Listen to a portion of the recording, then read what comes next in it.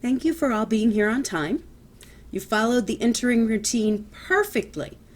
Everybody got their folder. Everybody started working on the do now.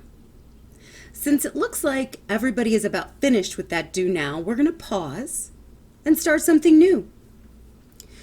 You know that by winter break, you have to be able to write a 5-sentence paragraph. So we've been spending a lot of time working on sentences. We've already learned that all sentences have to start with a capital letter, and they have to end with some kind of punctuation. We also learned that all sentences have a subject and a predicate. Let's take a look at your do now.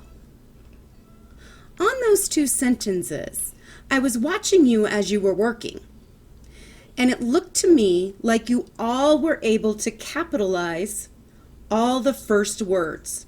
So everybody capitalized the K on Katie, and everybody capitalized the D on does. Excellent job. I'm also pretty excited that you got the correct punctuation. You were all able to figure out that that first sentence is a telling sentence, so you put a period at the end, and the second sentence is an asking sentence, so you added a question mark. Very good work. Take a look at them again. Now when you look at those sentences, I'm going to give you a second, and I want you to circle the subject. I'm going to watch you work to see how we're doing.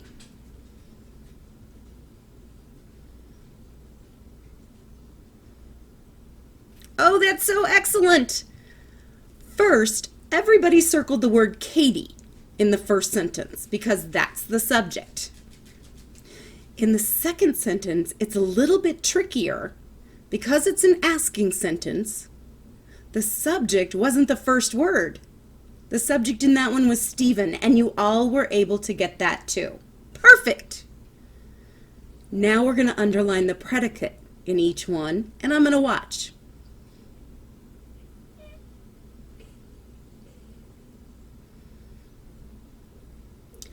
All right, excellent. You have really been listening to me, haven't you? Because in the first sentence, everybody was able to underline, helped her mom make the bed. And the second one was a lot harder because you have the predicate wrapped around the subject. So in looking at all of the things that you've been doing so far, that tells me you know about capitals, end marks, subjects, and predicates. By the end of today, you're going to know how to write a complete sentence. You're going to write 3 sentences alone and share one of those with the group. So we're going to start out with me demonstrating how to write a complete sentence. And then you're going to get a chance to work with a partner to see if you can find the complete sentences. And at the end, you're going to write your own and pick the one you are most proud of to share with everybody else. So let's move on. We're working on that idea of a complete sentence. And as you'll notice, I put up here on the board an anchor chart with all the steps we'll use to write a complete sentence. So I'm going to demonstrate first. You're watching, and I might pause in between each step because I will keep this anchor chart on the wall in this classroom, but you aren't always with me every day, are you? And so by the time you leave today, I want you to have your own anchor chart that you can put in your binder and take with you. So I've given you a piece of paper, and it's outlined with 4 steps. So as I talk through the step, you're going to copy it down. The first step is something we already know how to do. We're going to make sure that our sentence includes a subject and a verb or predicate. I'll give you a second to write that down.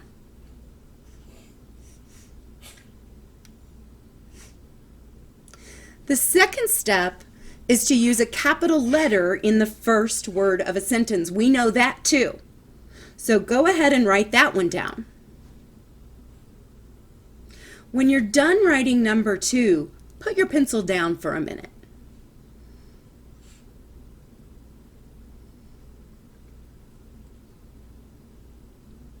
I see that all your pencils are down. So this is the new step. After you have a subject and a predicate, and you make sure that capital letter is at the beginning, now you're going to stop and ask yourself, does this sentence make a complete thought? So if a stranger were going to read this sentence, would they know what I was thinking? Would they know exactly what I want them to know when they read this sentence? We're going to talk more about this, and I'm going to show you exactly what that means. I'm going to take a second and let you write it down.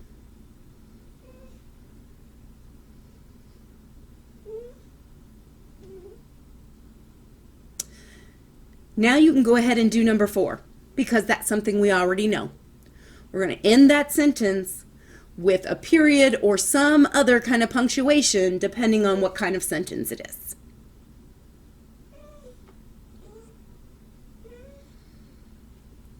Now that you've written the steps down, let's talk about when we would use a complete sentence. We know that there's a formal way to write and an informal way to write. Some of the informal ways to write that we've already talked about this year are things like when you write in your journal. That's a private thing for you. You are the audience of your own writing. Nobody else really reads your journal. So in your journal, you're probably using complete sentences, but technically you don't have to. When you go to the grocery store and you write a list of what you need to remember, you wouldn't have to write that as a complete sentence. That's only there to help you remember what you're going to get at the store. So the only person who needs to understand what you're thinking is you, and you already know what you're thinking. It's really just a reminder. When you're writing something more formal, like a book report or a letter, and it's going to be read by somebody else, that's when it's really important to use complete sentences. You have to make sure that the reader understands exactly what's going on in your head. Okay? I'm going to do some modeling. So I'm going to do one, and I'm going to model how I'm thinking. You already know that when I put my finger on my head, that means that's what I would be thinking to myself. I wouldn't actually be saying it out loud. Okay, so you can see that I've written a sentence up on the board. It says, kids in our school should have more recess time. When I look at that sentence, now I'm going to go through the list, my anchor chart, right? And I'm going to ask myself, is there a subject and is there a predicate? Well, yeah, the subject is kids. Technically, it's kids in our school. And the predicate is should have more recess time. So I've got that first one. Then I have to ask myself if there's a capital letter in the first word of the sentence. So kids should have a capital K. I didn't do that. So I'm going to have to go back and fix that and make it a capital letter. The third step is where I really have to do some thinking. Is this sentence a complete thought? If somebody else were reading this, would they know what I think about recess? I think they would, because clearly I think we should have more of it. The last thing is to check for that end mark.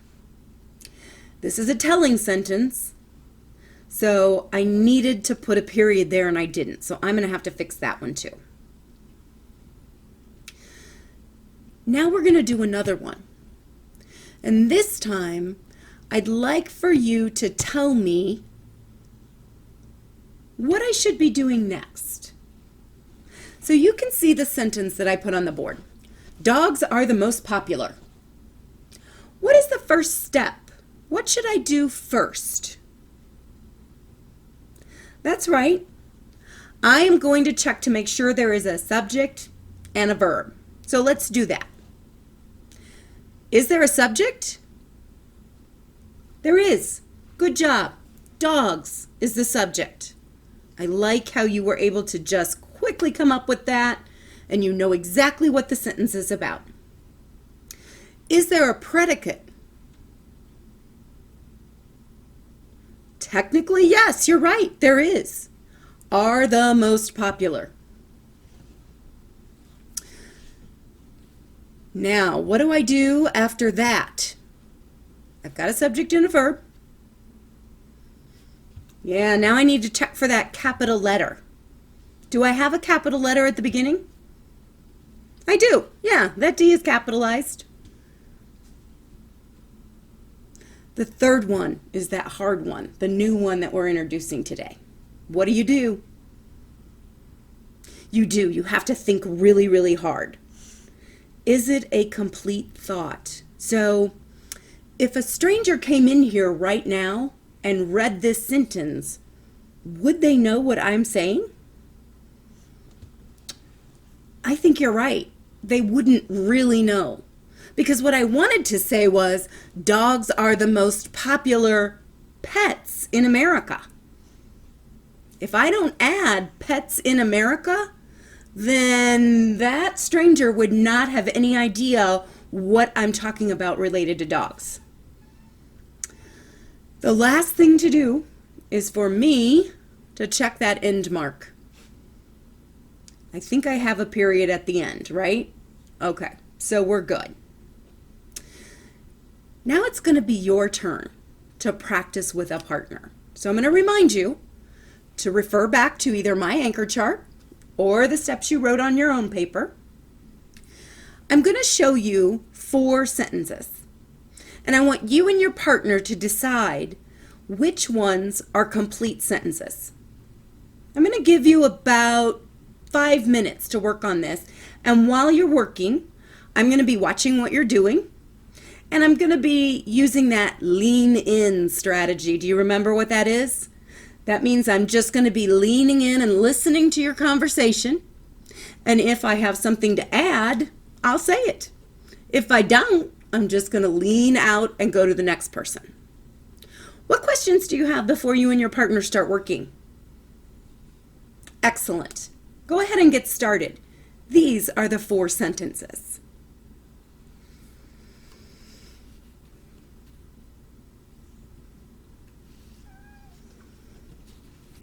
Let's everybody come back to the whole group.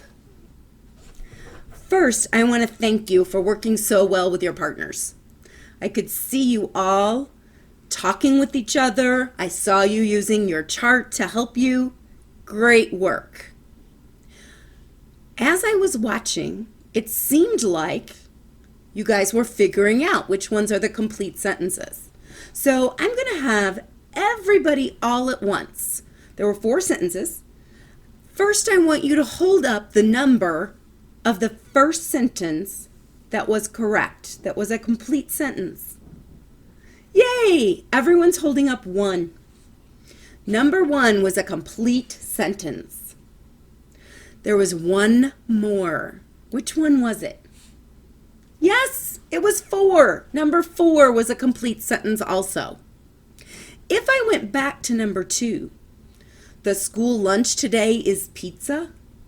What would I need to do to fix that and make it a complete sentence? Yes, I would need to put a capital at the beginning and a period at the end. Or maybe an exclamation point at the end if you really like the school pizza. What about the third sentence? Why was that not a complete sentence? Run fast. Yeah, it really doesn't run where fast? Who's running fast? Why are they running fast? It doesn't tell me a complete thought. You guys did a magnificent job working together, so I know you're going to have no problems doing it on your own.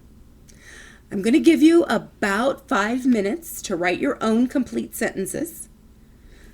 Take as much time as you need. Use your chart to help you, or my chart. And when I tell you to stop, we're going to share a sentence that you created with the whole group. What questions do you have? All right, get started.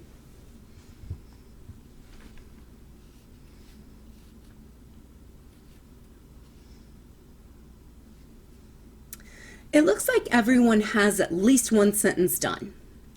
I know that we wanted to have 3 sentences, but we're running out of time. And so I want you to read the one sentence you have, or if you were able to write more than one, read the one you like the best, and share with the group, and everybody else is going to use the checklist to figure out if it's a complete sentence.